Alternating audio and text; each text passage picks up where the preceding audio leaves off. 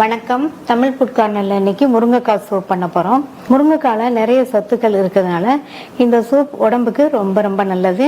முருங்கைக்காய் சீப்பா கிடைக்கிற சமயத்துல நம்ம அடிக்கடி இந்த சூப் செஞ்சு சாப்பிடலாம். குழந்தைங்கள்ல இருந்து பெரியவங்க வரைக்கும் எல்லாருமே இதை சாப்பிடலாம். வாங்க இப்ப எப்படி பண்றதுன்னு பார்க்கலாம். இது வரைக்கும் தமிழ் ஃபுட் கார்னர் சேனலை சப்ஸ்கிரைப் பண்ணாதவங்க சப்ஸ்கிரைப் பண்ணிக்கங்க. சூப்புக்கு 2 முருங்கைக்காயை கட் பண்ணி வாஷ் பண்ணி எடுத்து வச்சிருக்கேன். நீங்க சூப்புக்கு சதைப்பற்றுள்ள முருங்கைக்காயை வாங்கிக்கங்க. இன்னொன்னு கொஞ்சம் நீளமா கட் பண்ணிக்கணும். சாதாரணமா கட் பண்றதை விட கொஞ்சம் நீளமா கட் பண்ணிக்கங்க. இப்ப இதை நம்ம ஆவியில வேக வச்சிடலாம். இட்லி பாத்திரத்துல தண்ணி விட்டு கொதிச்சிட்டு இருக்கு. ஸ்டீமர் இதுல வச்சிடலாம். மூடி போட்டாச்சு. மீடியம் ஃப்ளேம்ல 10 நிமிஷம் வேகட்டும். 10 நிமிஷம் ஆச்சு.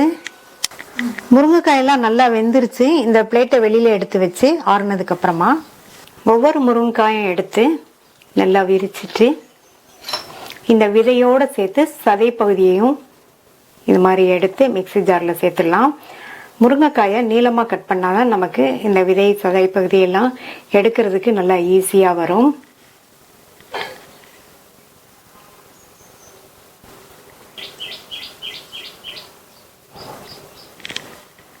அதே மாதிரி சதைப்பற்றுள்ள முருங்கைக்காய் நம்ம எடுத்துக்கிட்டாதான் சதை பகுதியும் நமக்கு அதிகமா கிடைக்கும். சூப்பும் நல்லா திக்னஸா இருக்கும், டேஸ்டாவும் இருக்கும்.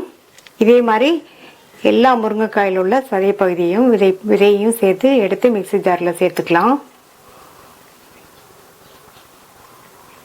எல்லா பீசஸ்ல உள்ள சதை பகுதியும் எடுத்தாச்சு. இப்ப இத நல்ல நைஸ் பேஸ்ட் மாதிரி அரைச்சிட்டு வந்துடலாம். இந்த பேன்ல 1 டீஸ்பூன் பட்டர். இப்ப பட்டர் உருகிடுச்சு. அது 1/2 டீஸ்பூன் இஞ்சியும் 1/2 டீஸ்பூன் பூண்டும் நல்லா துருவி அல்லது சாப் பண்ணி சேர்த்துக்கங்க. நல்லா பொடியா சாப் பண்ணிக்கணும். இதை லைட்டா வதக்கி விட்டுட்டு 2 டீஸ்பூன் கட் பண்ண வெங்காயம், 2 டீஸ்பூன் பொடியா கட் பண்ண கேரட்டும், 2 டீஸ்பூன் பொடியா கட் பண்ண முட்டைக்கோசும் சேர்த்துட்டு இதையும் லேசா வதக்கி விட்டுக்கலாம்.